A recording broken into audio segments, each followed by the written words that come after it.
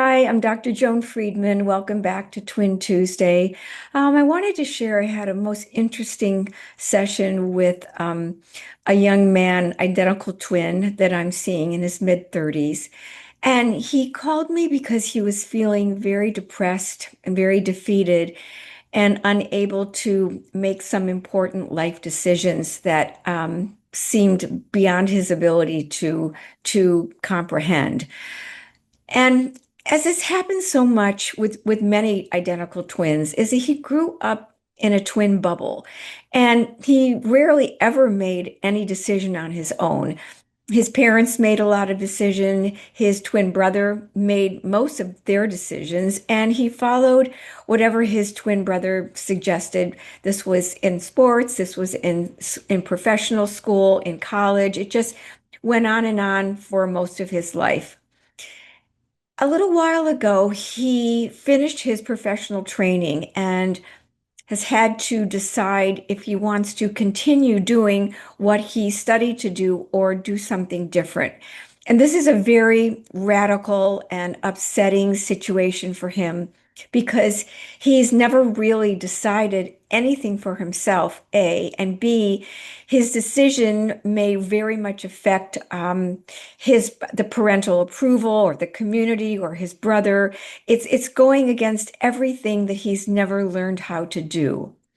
And in our finding out why this has been so traumatizing, he comes to find out that he really doesn't have any idea inside of himself what he wants. He knows that he feels depressed and defeated and shamed, but trying to help him articulate the reasons why that is sort of a complete mystery and a complete unknown to him.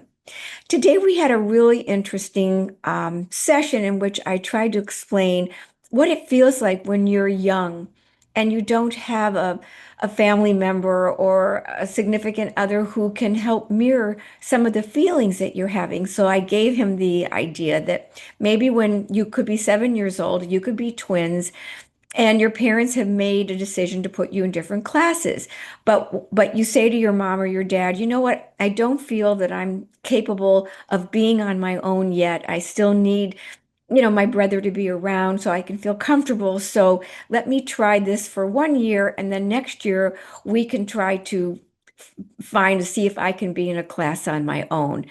Now, I know this is a strange example, and probably most young kids wouldn't articulate it like this, but I did this on purpose so he could have some sort of modeling for what it's like to grow up in a family where you're able to say how you feel and what you're scared of and what you're thinking about and what your thoughts are, without being afraid of being punished or being shamed or having your feelings be dismissed.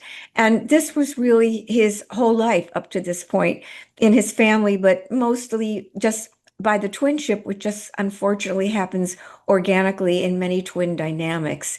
So it's been very much a revelation to him. And he had this idea today that maybe I'm not ready to make a decision about what it is I have to do. And having that become a part of his awareness that he was not ready and not feeling self-loathing and self-critical and ashamed because of his not knowing was really a very important pivotal moment in our work together, because he finally can realize he can feel liberated from the fact that he doesn't know, understand the reasons that have contributed to his not knowing, and giving himself some compassion and space to feel like he can learn how to figure out what he feels and what he wants to do, and to really learn how to trust himself. So thank you for listening, and I'll see you next week.